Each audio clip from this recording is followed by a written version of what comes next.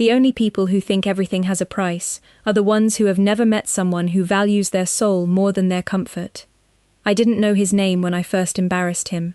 I only knew that every head in the ballroom turned toward the man in the charcoal suit the moment he stepped through the doors, and that everyone around me suddenly became quieter, straighter, more careful. Wealth had a strange gravity. It bent rooms before it bent people. I was balancing a tray of sparkling water at the annual Carter Children's Literacy Gala, trying not to think about the rent that was due in 6 days, or the bookstore that barely survived another disappointing month. Waiting tables for charity events wasn't glamorous, but it kept Bennett Books alive, and that little brick building on Maple Street had been my parents' dream long before it became mine. The orchestra drifted softly beneath crystal chandeliers, while politicians laughed too loudly, and executives congratulated one another over donations that were smaller than the watches on their wrists. Then he stopped beside me. "You dropped this," he said, holding out a silver fountain pen I hadn't even realized had slipped from my apron pocket. His voice was calm, measured, almost impossible to ignore. When I reached for it, I noticed the expensive watch, the tailored jacket, and the subtle confidence of someone who had never questioned whether a room belonged to him. "Thank you," I said, already turning back toward work. "You're Claire Bennett." It wasn't a question. My shoulders stiffened. "I own the bookstore on Maple." "You make it sound like you've been there." "I have," he offered the smallest smile. 3 times. That surprised me, because I remembered everyone who walked into my store, and I was certain I would have remembered him. "You bought children's history books," he continued. "You recommended different editions than the expensive ones, because they were better." Exactly. He studied me with the kind of patience that made people nervous. Most people recommend whatever earns them more money. Most people don't have to look those customers in the eye every Saturday. Before I could step away, another man approached him carrying a sleek black folder. "Mr. Romano, the trustees are waiting." Romano, Ethan Romano. The name traveled through the room faster than music. Even I had heard it whispered enough to know he owned companies that officially managed shipping, hotels, and real estate, while rumors insisted his influence reached far beyond boardrooms. I had learned long ago that rumors were best left alone. He nodded to the man but didn't move. Instead, he looked back at me. "Your bookstore needs repairs." My heartbeat paused. "Excuse me?"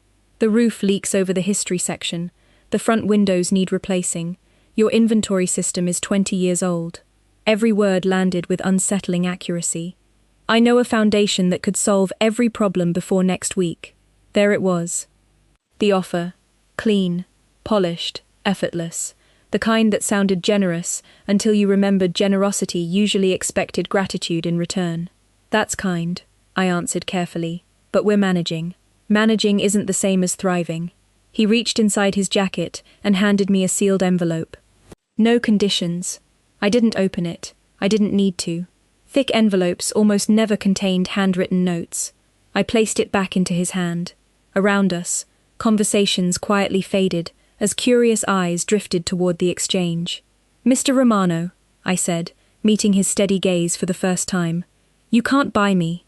Silence settled between us, not angry, not awkward, just heavy enough that even the orchestra seemed farther away. His security team exchanged uncertain glances. The trustee beside him blinked as though I'd spoken another language. Ethan Romano simply looked at me with an expression I couldn't read. Then, to my complete surprise, he smiled. Not the smile of a man who had won, the smile of a man who had finally found a challenge worth remembering. "No," he said quietly. "Apparently I can't." I nodded once, picked up my tray, and walked back into the crowd without looking over my shoulder. I thought that was the end of our story.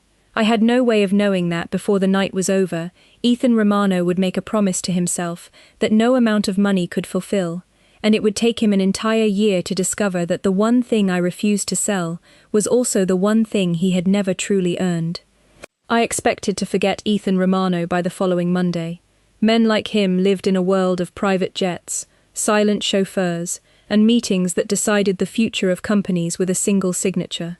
Women like me worried about whether the bookstore furnace would survive another New England winter.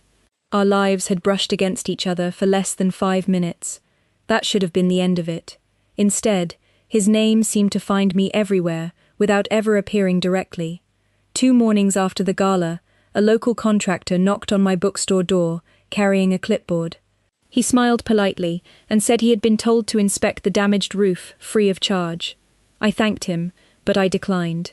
The confused expression on his face almost made me laugh. People were not used to hearing no when someone else offered to pay.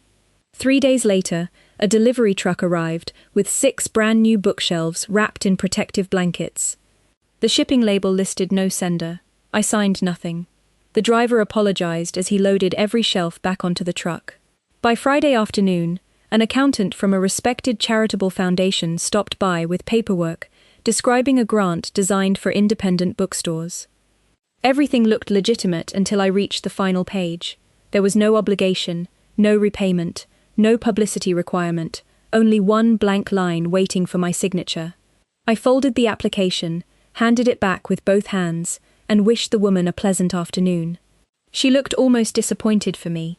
My best friend Olivia leaned against the counter after the visitor left and stared at me as though I had lost my mind. "Claire, do you know how many people would pray for opportunities like that? Probably millions. Then why keep saying no?" I looked around the little bookstore. The hardwood floor creaked beneath our feet. The smell of old paper floated through the afternoon sunlight, pouring across the front window. Children laughed in the reading corner, where a volunteer finished another chapter of Charlotte's Web. Nothing about the place was perfect, but every shelf had been built by my father with his own hands. Every scratch in the floor carried another memory. "Because if someone solves every problem I have before they even know me," I said quietly, "they are investing in control, not in me." Olivia sighed. "Or maybe they are simply trying to be nice." Maybe. The little bell above the entrance chimed. We both looked toward the door. A man wearing a baseball cap and a navy jacket stepped inside, carrying a paperback travel guide. He kept his head lowered as he wandered through the aisles. At first, I barely noticed him. Then I recognized the watch peeking beneath his sleeve. Nobody hid confidence quite as awkwardly as someone who had never needed to hide before. Ethan Romano was standing in the history section, pretending to compare guidebooks upside down. I almost smiled. He eventually carried one to the register. "Good choice," I said. "Boston is only 3 hours away." He glanced at the cover and laughed softly. Apparently I picked the wrong state. Apparently.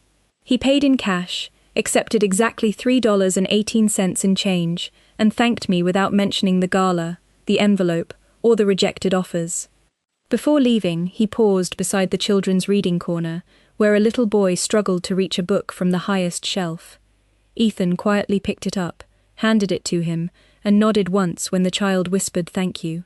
Then he walked out into the crisp October air without another word. I watched him disappear through the window, confused by the strange feeling settling in my chest. For the first time since we met, he had entered my world without trying to change it. I still did not trust him, but somewhere deep inside me, a small certainty shifted just enough to make room for a question I had never expected to ask. What if he had finally stopped trying to impress me and started trying to understand me instead? October faded into November, and the trees outside Bennett Books traded their bright colors for bare branches that rattled against gray skies whenever the wind picked up. Business slowed with the colder weather, but Saturdays still belonged to families searching for stories they could carry home in paper bags, instead of shopping bags filled with expensive things. I began noticing Ethan Romano the way people notice the church bell in a small town. Not because it was loud, but because it became part of the rhythm of everyday life. He never arrived at the same hour twice. Sometimes it was just after opening with a cup of coffee from the bakery across the street. Other times it was 15 minutes before closing when the bookstore smelled like cinnamon candles and worn pages. He always bought exactly one book. Sometimes he asked thoughtful questions. Sometimes he simply browsed in comfortable silence before leaving with another novel or history biography tucked beneath his arm. He never mentioned the gala again. He never offered another check. He never hinted that he expected anything in return for his visits. That almost unsettled me more than his first attempts had. One rainy Tuesday afternoon, I watched him kneel beside the children's reading shelf while an elderly customer struggled to reach the bottom row. Without saying a word, he organized several heavy boxes that had arrived from a distributor, then quietly stepped away before Mrs. Wilson even realized someone had helped her. She smiled at me afterward. "That young man has wonderful manners," she whispered. "Does he work here?" I nearly laughed. "No. He is just passing through." The answer sounded strange even to me. A week later, I left the bookstore after closing and walked 2 blocks to the neighborhood diner, where Olivia insisted I join her every Thursday night. The waitress greeted us by name before placing 2 bowls of homemade soup on our table. Halfway through dinner, I noticed Ethan sitting alone near the front window, reading one of the books he had purchased from my store. There were no security guards, no expensive suit, just a dark wool coat, reading glasses I had never imagined him wearing, and a mug of black coffee that had gone cold while he turned another page. He looked ordinary. The realization caught me completely off guard. "You are staring," Olivia whispered with a grin. "I am observing. There is a difference. A very big one." She followed my eyes toward Ethan and smiled knowingly. "He has not looked over here once." I frowned, because she was right. During the gala, I had assumed every move he made was calculated. Here, he seemed genuinely absorbed by the story in front of him. It was almost an hour later when an exhausted young mother entered the diner, carrying a sleeping toddler on one shoulder, while trying to balance 2 paper bags in her free hand. One bag slipped, spilling groceries across the floor. Before anyone else reacted, Ethan stood, gathered every rolling apple and soup can, packed them neatly into the bag, wished her a pleasant evening, and returned to his table before she could even ask his name. No dramatic gesture, no audience, no expectation of thanks. I kept waiting for someone to recognize him, to whisper about his success or his influence, but nobody did. To everyone else inside that little diner, he was simply another customer finishing his coffee. On the walk home, cold air brushed against my face as Olivia tucked her hands into her coat pockets. "He is different around you," she said quietly. "No," I answered after thinking for several long seconds. "I think he has always been this person." I just met the version that believed money was the fastest way to introduce himself. That night, I stood inside the dark bookstore before locking the front door. Across the street, I noticed a familiar silhouette disappearing around the corner without ever glancing back toward my window. For the first time since Ethan Romano entered my life, I realized I had spent an entire day wondering what kind of man he was, instead of wondering how much power he had. Somehow, without buying a single piece of my trust, he had quietly earned the first small piece of my curiosity. The first snow arrived before Thanksgiving, covering Maple Street with a thin white blanket that softened every rooftop and turned the bookstore windows into glowing squares against the early evening darkness. Winter always made the world quieter. Footsteps became slower, conversations became warmer. Even the smell of coffee drifting from the bakery next door seemed richer when the air carried a sharp bite. Business improved as people searched for holiday gifts, and I spent most mornings wrapping books in brown paper, while Christmas music floated gently through the old speakers my father had installed years ago. Ethan continued appearing every week with the same quiet consistency that had become strangely familiar. Sometimes he bought cookbooks, sometimes biographies. Once he purchased a collection of classic American poetry and admitted he had never actually read it. I teased him about starting with Robert Frost during the first snowfall, and to my surprise he came back the following week with folded pages marking his favorite poems. Our conversations slowly stretched from 30 seconds to 5 minutes, then 10. They never felt forced. They simply happened, like the seasons changing outside the windows. One afternoon I noticed several volunteers unloading donated books across the street at the public library. Their director waved excitedly as families gathered around stacks of children's novels and educational materials. Mrs. Henderson, who chaired nearly every community project in town, stepped into my store later that day wearing snowflakes on her scarf and happiness across her face. "Claire, whoever funded the new literacy program asked to remain anonymous," she said. "We finally have enough books for every elementary school classroom in the county." I smiled sincerely. "That is wonderful." "You would think so," she laughed. "The donor even paid to renovate the reading room without allowing anyone to hang a plaque with their name." After she left, I stood by the front window, watching children carry colorful books through the fresh snow. Something about the story lingered in my mind. It reminded me of another anonymous roof inspection, another unsigned delivery. Except this time, nothing had been offered to me. Someone had simply improved other people's lives and disappeared before the applause could begin. 2 weeks later, Olivia burst through the bookstore door carrying hot chocolate in one hand and a folded newspaper in the other. "You have to read this," she said, dropping the paper onto the counter. The article described a scholarship fund that had quietly paid college tuition for dozens of first-generation students across 3 states. The organization refused interviews. No executives attended the ceremony. The journalist could only confirm that the funding originated from a private investment group connected to Ethan Romano.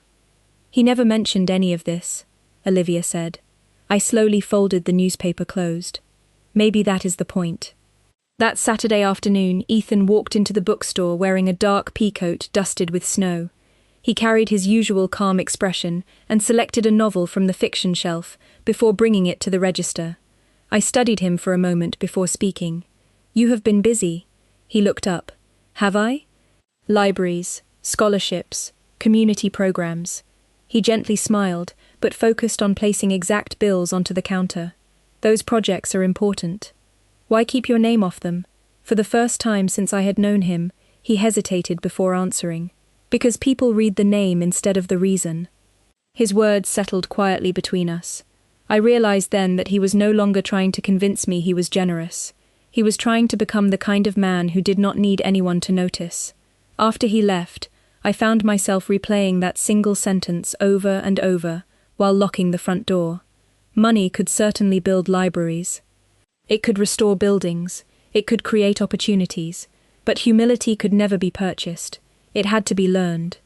As snow continued falling beneath the glowing streetlights, I began wondering whether the greatest change over the past few months had not happened inside my little bookstore at all. It had happened inside a man who once believed every problem could be solved with a check, and who was now quietly discovering that the most valuable things in life only grew when nobody was watching. December settled over Maple Street with the quiet confidence of an old friend. Fresh pine wreaths hung from every lamppost, children pressed mitten-covered hands against my bookstore windows, and the scent of cinnamon drifted through the aisles as softly as the turning of another page. Christmas always reminded me that people did not remember the gifts they received nearly as much as they remembered who stood beside them when life felt uncertain.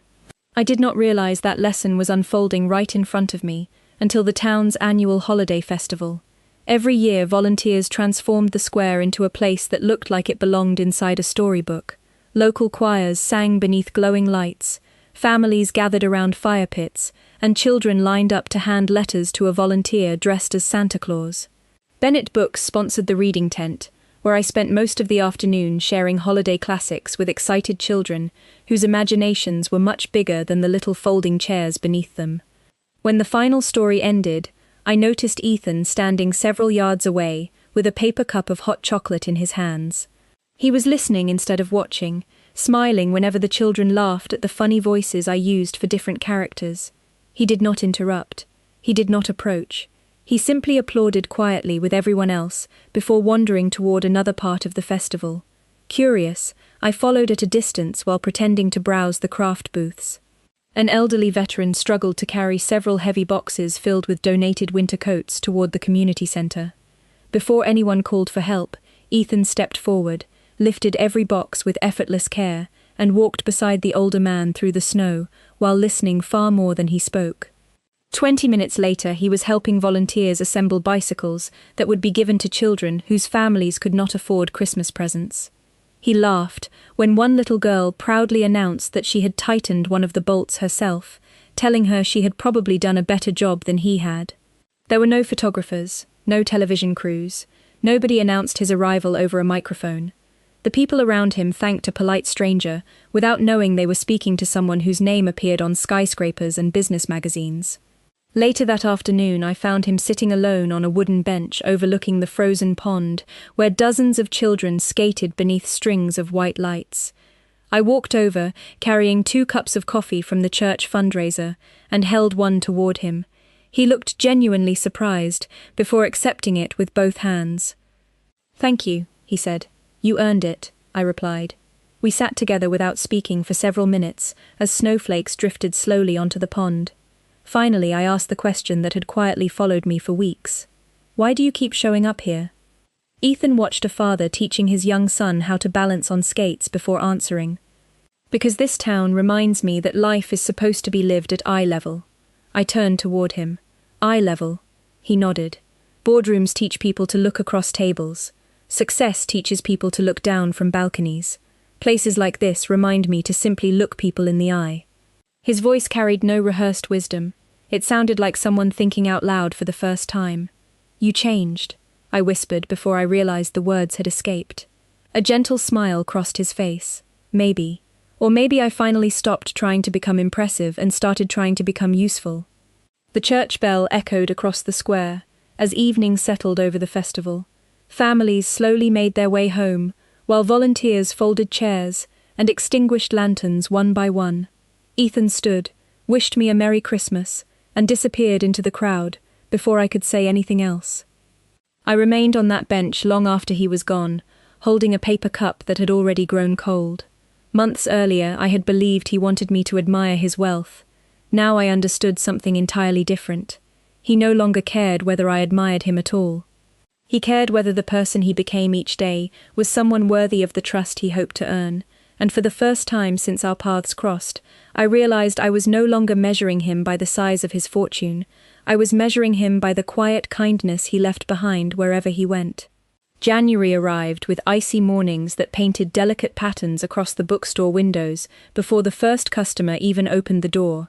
The holiday decorations disappeared one by one, replaced by ordinary routines that somehow felt comforting after weeks of celebration. There was something honest about January. No glitter, no distractions. Just people returning to the lives they had built for themselves. Ethan still visited every week, although never on a predictable day. By then I had stopped wondering whether he would come, and started wondering which book would catch his attention next. One snowy afternoon he walked into the store, carrying something I had never seen before. It was not an expensive gift, or another anonymous envelope. It was an old hardcover novel, with faded blue fabric binding, and corners softened by time. He placed it gently on the counter. "Would you know how to repair this?" he asked. I carefully opened the cover and smiled. This book has been loved. Very much. It will take patience. I have learned a little about that recently. I looked up and found him smiling in that quiet way that no longer felt guarded. "Who gave it to you?" I asked. He rested his fingertips lightly against the worn cover before answering. "My mother." His voice carried a softness I had never heard before. "She read to me every Sunday afternoon when I was little. No matter how busy life became, that hour belonged to books." I carefully turned another fragile page. "She must have been wonderful." He nodded slowly. "She believed stories could keep people from becoming the worst version of themselves." The sentence lingered between us, long after he finished speaking. Outside, snow drifted lazily past the windows, while the old radiator hummed beneath the shelves. For a moment, neither of us spoke. It felt as though the bookstore itself understood silence had become part of the conversation. "What happened?" I finally asked, almost afraid to disturb the memory. Ethan looked toward the front window where a father helped his daughter zip her winter coat before they stepped back into the cold.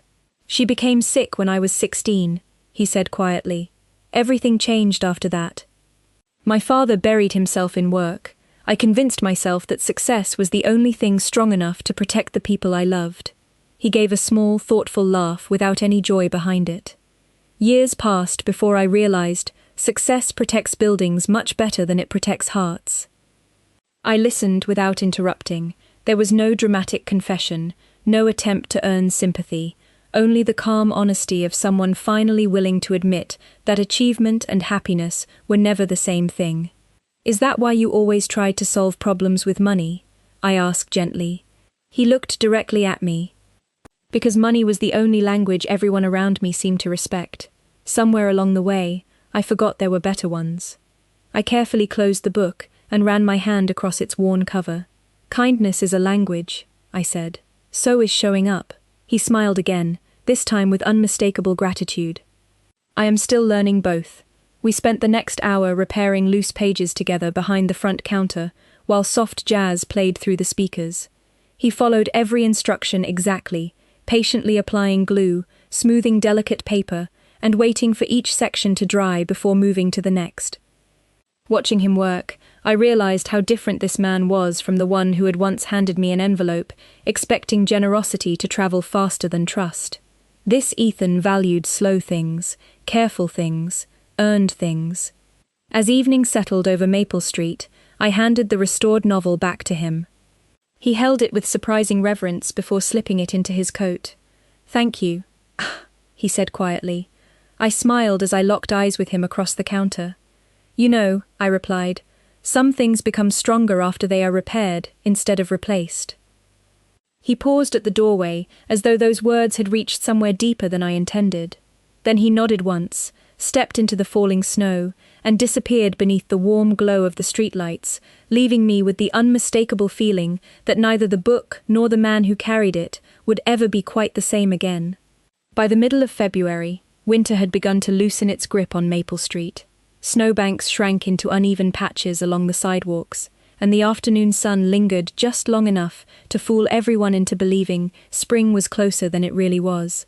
The bookstore remained busy with book clubs, school reading programs, and parents searching for birthday gifts instead of holiday presents. Life settled into a rhythm that felt almost peaceful, which was probably why the unexpected phone call unsettled me so deeply. It came just before closing on a Wednesday evening. The voice on the other end sounded polite enough, asking questions about my store, my schedule, and whether I planned to expand to another location. Something about the conversation felt strangely rehearsed. When I asked who was calling, the line went silent before disconnecting. I brushed it aside until a second call arrived the next morning from a different number, asking nearly identical questions. By Friday, two unfamiliar men spent almost half an hour standing across the street, studying the bookstore, before quietly driving away. They never entered. They never spoke to anyone, they simply watched. Olivia noticed them too. "Do you know them?" she whispered while pretending to organize the display window. "No. Should we call someone?" I wanted to tell her she was imagining things, but the uneasy feeling growing in my chest refused to disappear. That evening, Ethan walked into the bookstore, carrying his usual paperback, yet the moment he saw my face, his expression changed. "What happened?" he asked softly. "Nothing important." He waited. I had learned that silence was sometimes his most persuasive question. Finally, I told him about the phone calls, the strangers, and the strange feeling that someone had begun paying attention to my ordinary little life. He did not interrupt once. When I finished, he slowly exhaled and looked through the front window toward the quiet street outside. "Claire," he said carefully, "there are moments when ordinary people become visible to the wrong eyes, simply because they crossed paths with someone whose world is more complicated than it appears." I studied him for a long moment. "Is this because of you?" His shoulders lowered almost imperceptibly. It could be. There was no excuse in his voice, no attempt to soften the truth, only regret. "Then tell me honestly," I said, "what happens now?" Ethan turned back toward me with a calmness that somehow carried more weight than fear ever could. "Now I make certain your life stays exactly as ordinary as you want it to be." "How?" "By making choices that should have been made a long time ago." Before I could ask what he meant, his phone vibrated. He glanced at the screen only once, before slipping it back into his pocket without answering. "I have a meeting tonight," he said. "One that cannot be postponed anymore. Is everything all right?" A faint smile appeared, though it never reached his eyes. "It will be." The next 3 days passed without another mysterious phone call. The unfamiliar car never returned. The uneasy feeling that had followed me all week quietly disappeared, as though someone had erased it from the edges of my life. On Monday morning, the business section of the local newspaper featured a surprising headline. Ethan Romano had unexpectedly withdrawn from a major international business partnership that analysts predicted would generate enormous profits over the next decade. Reporters described the decision as shocking. Investors called it irrational.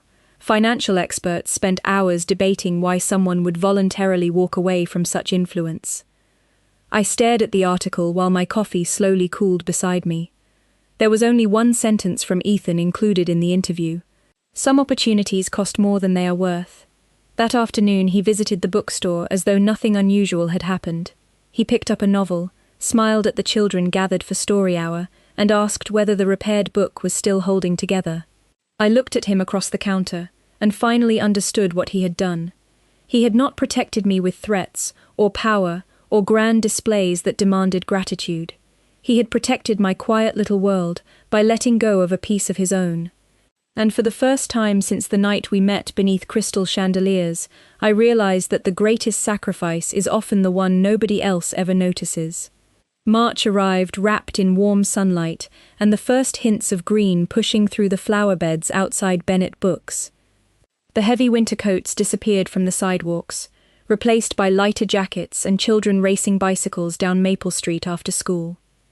It had been almost a full year since the night I met Ethan, beneath crystal chandeliers, and somehow, the man who once seemed larger than life had become part of the ordinary rhythm of mine. Every Thursday afternoon he still wandered into the bookstore carrying a different question about a different book. Every Saturday morning he still volunteered quietly at the literacy program without ever allowing anyone to introduce him as its anonymous supporter. The remarkable thing was not that he had changed. It was that he no longer seemed interested in proving he had. One bright Friday afternoon, a small package arrived at the bookstore, with my name written across the front, in neat handwriting I recognized immediately. There was no expensive wrapping paper, no company logo, no return address. Inside rested a plain white envelope and 2 tickets tucked carefully between the pages of an old bookmark. I unfolded the note, expecting another thoughtful explanation. Instead, I found only a single sentence. I thought perhaps we could finally finish the evening we never really had. I looked down at the tickets. They were for the City Orchestra performing at the historic Riverside Theatre, the same concert that had been cancelled nearly a year earlier because of the charity gala where our paths first crossed. I remembered mentioning in passing that I had saved for months to attend before giving up the tickets when the bookstore furnace unexpectedly failed. I had forgotten the conversation entirely. He had not. There was no limousine waiting outside, no extravagant reservation, no attempt to impress me with luxury.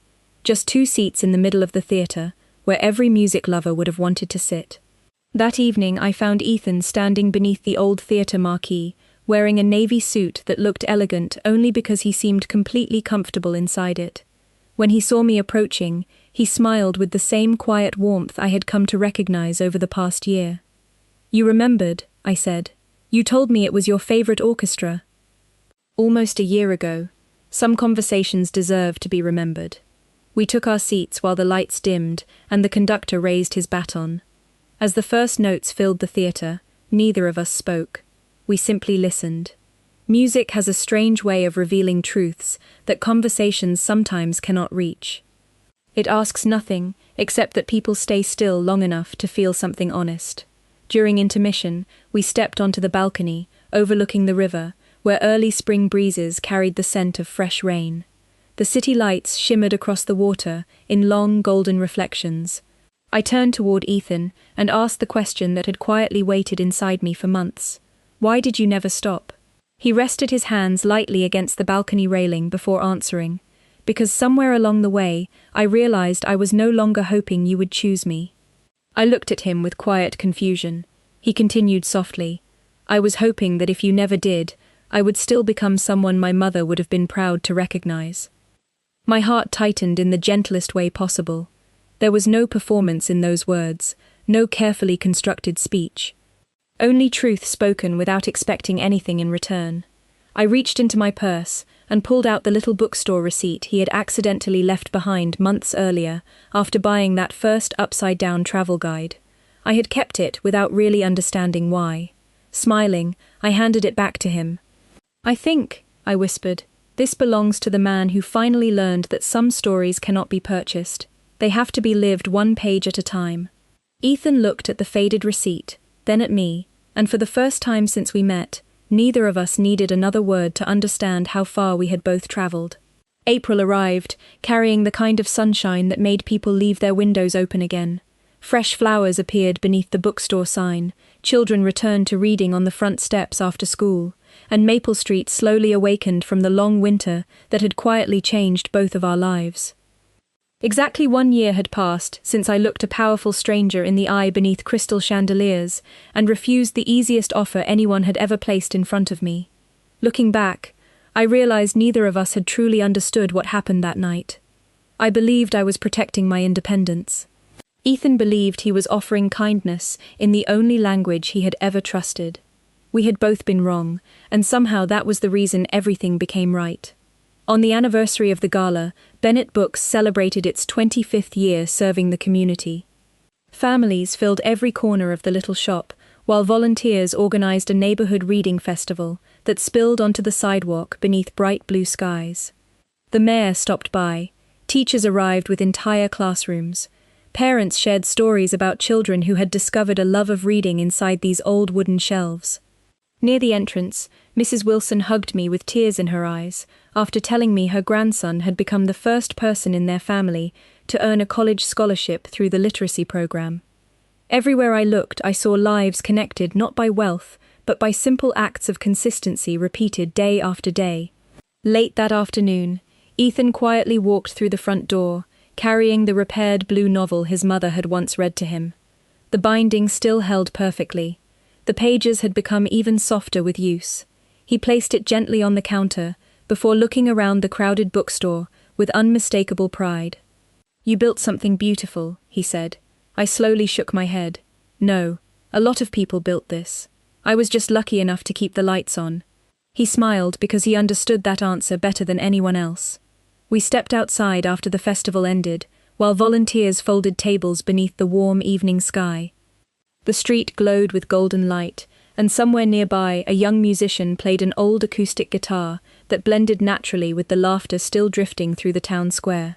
Ethan reached into his jacket pocket and removed the same fountain pen he had returned to me the night we met. "I believe this belongs to you," he said. I laughed softly. "You already gave it back a year ago. I know." He turned the pen slowly between his fingers. "I just wanted an excuse to return to where all of this started." For a long moment, neither of us spoke.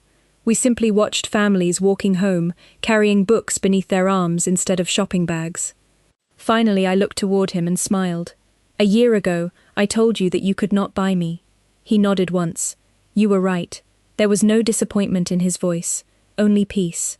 I reached for his hand, not because he had waited, not because he had sacrificed opportunities, and certainly not because of everything the world believed he owned.